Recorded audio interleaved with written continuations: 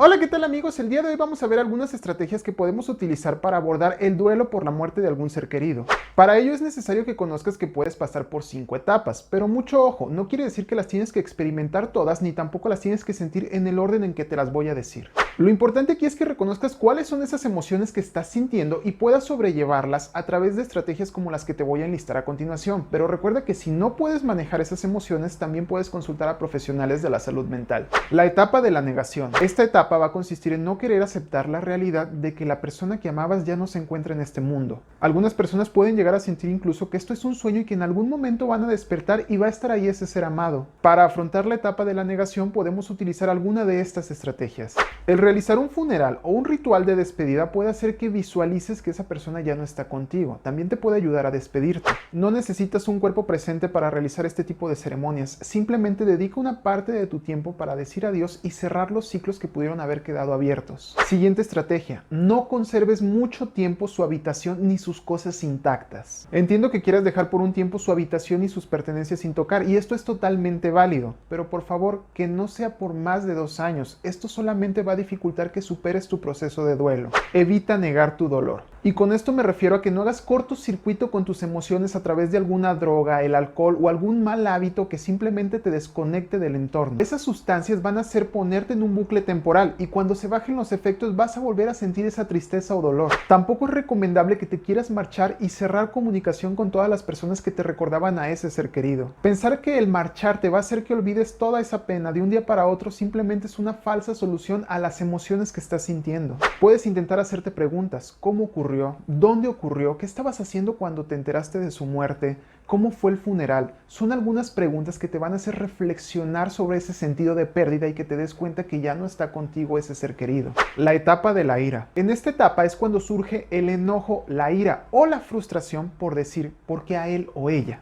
Es cuando podemos cometer el error de culpar a terceros o incluso a sí mismo. Y es que puede ser complicado manejar la ira por la muerte de un ser querido cuando sabemos que fue una muerte violenta o repentina, incluso que se pudo evitar. Ese enfado puede dirigirse hacia médicos, familiares, alguna persona o alguien en general. En el caso de que tu pérdida haya sido por una razón que involucre a terceros, busca justicia y no venganza. No te enganches con esa ira o frustración porque al final de cuentas puede ser que tengas una tristeza disfrazada de enojo. La mejor manera de combatir esos arranques de ira es previamente a las explosiones realizar ejercicios de respiración, relajación o distracción. También recuerda bajarle a tus niveles de hostilidad con los demás. En muchas ocasiones las personas pueden llegar a preguntarte ¿cómo estás?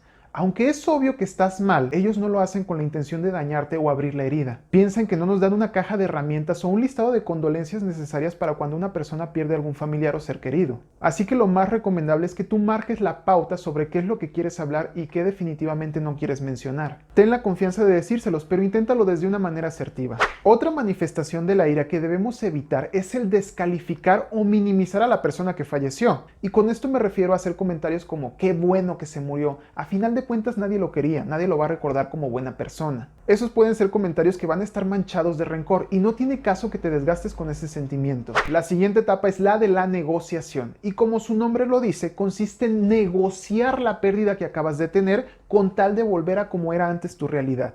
Aquí tenemos que tener cuidado de no ver reencarnada a la persona que falleció en alguno que ya está vivo. Te pongo como ejemplo cuando muere algún familiar y al recién nacido le quieren poner el mismo nombre, idéntico a la persona que acaba de fallecer. No está mal que quieras utilizar uno de los dos nombres para homenajearlo, pero recuerda que también ese nuevo ser es otra persona y no está reencarnando tu ser querido. Otra de las manifestaciones de la negociación puede consistir en recrear todas las actividades y rutinas que tenía esa persona que falleció. No está mal que tomes una o dos actividades o actitudes que tenía la otra persona, pero por favor no vivas su vida, desengánchate de eso y enfócate en la tuya.